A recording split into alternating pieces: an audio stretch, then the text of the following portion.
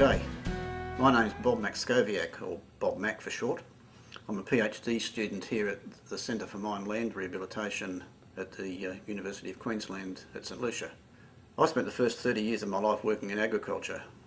10 years ago I was happily operating my small farm in South Australia, expecting that that's where I would retire. But then my wife and I decided that no, that's not what we would do. We would migrate to Queensland where she could pursue her career. The implication of the move for me was that I would become a career housekeeper. So that's where we went. And after a year of learning how to cook, I decided no, that's not enough either. I'll do a degree in agribusiness.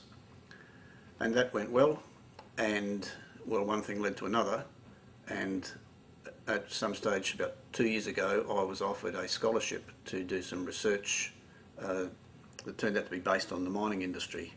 The topic of the research was the possible return of old spoil heaps from open cut mining back to grazing. Maybe that land could still be used to graze cattle on after the mining companies had finished with it. And that opportunity had lots of appeal.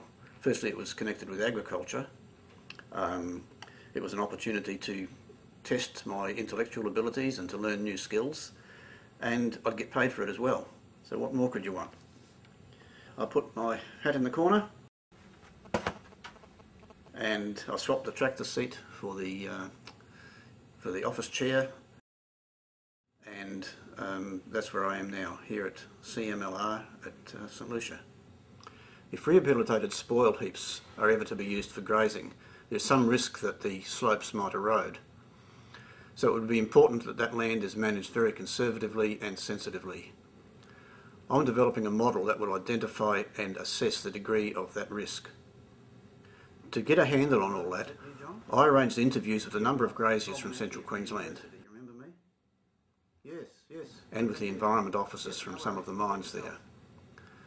Then I developed a questionnaire and went through that with them, going to their properties and spending a couple of hours with each. This gave me data on the characteristics and circumstances of those graziers. Then I talked with industry experts, research academics and extension officers, asking them what they thought were the implications of those characteristics and circumstances on the way that graziers might actually look after the land. This is what the model currently looks like. Each box represents something that influences graziers' land management decisions to some degree. Arrows show the direction and structure of relationships between the boxes. And in the background in the computer is all the information that graziers and other experts gave me. The output from all this is an estimate of the risk level if such land were to be returned to the graziers.